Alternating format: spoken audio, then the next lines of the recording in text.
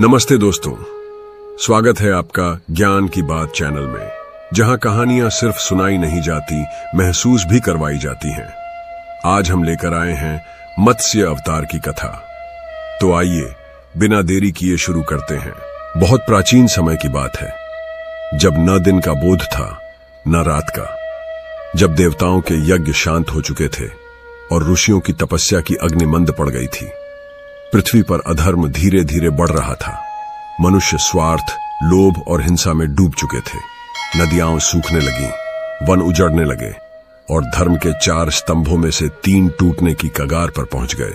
इसी समय ब्रह्मांड की गति ने एक नया रूप लिया। ब्रह्मा जी के हृदय में एक विचित्र चिंता उठी। उन्होंने अपने ध्यान में देखा कि आने वाले समय में एक महाप्रलय होने वाला है। इस महाप्रलय में पूरी पृथ्वी जलमग्न हो जाएगी। सभी जीव जंतु, पर्वत, वनस्पतियां, यहां तक कि ज्ञान की धरोहर, वेद और शास्त्र भी लुप्त होने की कगार पर आ जाएंगे। देवता घबराकर विष्णु लोक पहुंचे। इंद्र बोले, हे जगन्नाथ, यदि वेद नष्ट हो गए तो मानवता का क्या होगा? धर्म की दिशा कौन बताएगा? प्रलय तो अटल है, परंतु संरक्षण का उपाय भी आप ही जानते हैं। विष्णु जी मुस्कुराए। उनके नेत्रों में करुणा और धैर्य का प्रकाश था। उन्होंने कहा, सृष्टि के प्रत्येक विनाश के साथ एक नई रचना छिपी होती है। जब अंधकार छा जाता है, तब प्रकाश की आवश्यकता और भी बढ़ जाती है। इस बार मैं स्वयं मत्स्य रूप धारण करूंगा। देवता विस्मित थे। मत्स्य रूप क्यों प्रभु? विष्णु बोले, क्योंकि जब संपूर्ण पृथ्वी जल में डूबेगी, तब मेरे द्वारा छोटे से छोटा प्राणी भी सुरक्षा पाएगा। जल ही जीवन का आधार बनेगा और मैं उसी जल का स्वामी बनकर जीवों की रक्षा करूंगा। बहुत प्राचीन काल में, जब त्रेता और द्वापर के बीच धर्म का संतुलन डगमगा रहा था, तब द्रविड़ देश, जिसे तमिलनाडु कहा जाता है, वहां एक महान और धर्मपरायण राजा राज्य करता था। उसका नाम था सत्यव्रत। सत्यव्रत सूर्यवंशीय राजा वैवस्वत मनु के पूर्वज माने जाते हैं। उनके पिता का नाम था विवस्वान, मतलब सूर्यदेव, यानी वे स्वयं सूर्य वंश में जन्मे एक तेजस्वी राजा थे। सत्यव्रत का राज्य समुद्र तट से लेकर घने वनों तक फैला हुआ था। उनके राज्य में उपजाऊ भूमि, प्रचुर जल और प्रकृति की समृद्धि थी। जनता उन्हें अत्यंत प्रेम करती थी, क्योंकि वे न्यायप्रिय, दानी और करुणामयी शासक थे। यद्यपि वे एक राजा थे, परंतु उनका जीवन किसी तपस्वी से कम नहीं था। प्रातःकाल वे गंगा या कावेरी नदी के तट पर जाकर स्नान और ध्यान करते। वे प्रतिदिन ऋषियों और ब्राह्मणों को दान देते और सत्य के मार्ग पर चलने का व्रत लेते। इसी कारण उन्हें सत्यव्रत कहा जाता था, अर्थात जो सदा सत्य के व्रत का पालन करे। उनके राज्य में चोरी, छल और हिंसा का नाम तक नहीं था। उनकी प्रजा संतोष और धर्म में रची बसी थी, परंतु नियति का विधान गहन होता है।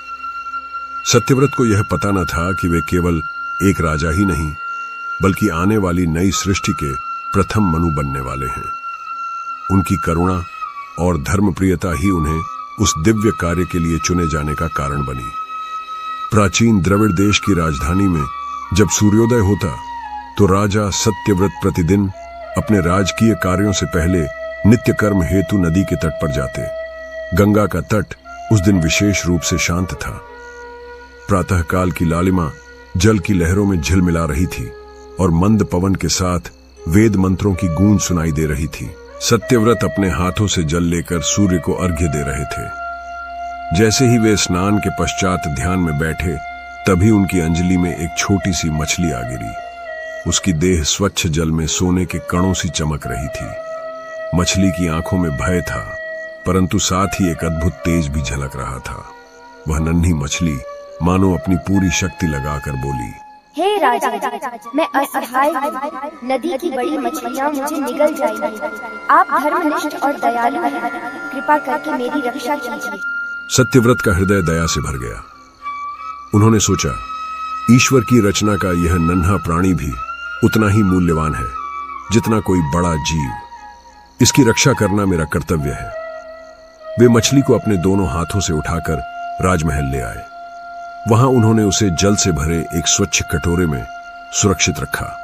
परंतु अगली ही सुबह सत्यव्रत ने जो देखा, उससे वे आश्चर्यचकित रह गए। वह छोटी मछली रात भर में इतनी बड़ी हो चुकी थी कि कटोरा छोटा पड़ गया। सत्यव्रत ने सोचा, यह असामान्य है, परंतु जीव की रक्षा मेरा धर्म है। उन्होंने उसे महल के बगीचे में स्थित एक बड़े तालाब में डाल दिया, परंतु कुछ ही दिनों में वह तालाब भी छोटा पड़ गया। मछली इतनी बढ़ गई कि उसका शरीर किनारों से बाहर निकलने लगा। राजा ने आश्चर्य से कहा, हे अद्भुत प्राणी, तू कौन है? तेरा रहस्य क्या है? राजा ने उसे गंगा नदी में छोड़ दिया, परंतु गंगा का विस्तृत प्रवाह भी मछली के लिए अपर्याप्त हो गया। तब सत्यव्रत ने उसे यमुना, गोदावरी और नर्मदा जैसे महानदियों में पहुंचाया। हर बार मछली का आकार और अधिक बढ़ जाता। अंततः राजा उसे समुद्र तक ले गए। समुद्र का अथाह जल ही उसकी विशालता को समा सका। समुद्र तट पर खड़े सत्यव्रत विस्मयता से भर गए। उन्होंने हाथ जोड़कर प्रार्थना की, हे अद्भुत जीव, तू निश्चित ही कोई साधारण प्राणी नहीं है। तू कौन है जो बार बार अपना रूप बदलता है? तभी समुद्र की लहरें शांत हो गईं। आकाश में दिव्य प्रकाश फैल गया और वह मछली अपनी गूढ़ वाणी में बोली, हे राजन, मैं कोई साधारण प्राणी नहीं, मैं स्वयं नारायण हूं, सृष्टि का पालनहार। तुम्हारी करुणा और सत्यनिष्ठा ने मुझे प्रकट होने पर बाध्य किया है। सत्यव्रत भाव विभोर होकर भूमि पर दंडवत हुए। उनकी आंखों से आंसू बहने लगे। वे दोनों हाथ जोड़कर बोले, हे प्रभु, यह तो महान सौभाग्य है कि आज आपके दिव्य रूप का साक्षात्कार हुआ। कृपा करके मुझे बताइए कि आप क्यों इस रूप में प्रकट हुए हैं? भगवान मत्स्य ने गंभीर स्वर में कहा, हे सत्यव्रत, शीघ्र ही इस धरती पर महाप्रलय आने वाला है। जल का अथाह सागर सब ओर छा जाएगा। पृथ्वी, पर्वत, वन, नगर सब जलमग्न हो जाएंगे। केवल आकाश और जल ही दिखाई देगा। उस समय तुम ही जीवों और प्राचीन ज्ञान के रक्षक बनोगे। सत्यव्रत विस्मय से भर उठे। उन्होंने पूछा, प्रभु, यदि सब नष्ट हो जाएगा तो जीव जगत और धर्म का पालन कैसे होगा? भगवान मत्स्य ने कहा, हे राजा, तुम्हें एक विशाल नौका बनानी होगी। उस नौका में सभी जीवों के बीच, वनस्पतियों के बीच और सातों महर्षियों को स्थान देना है। जब प्रलय का समय आएगा तब मैं पुनः प्रकट होकर उस नौका को अपने विशाल श्रृंग से खींचूंगा।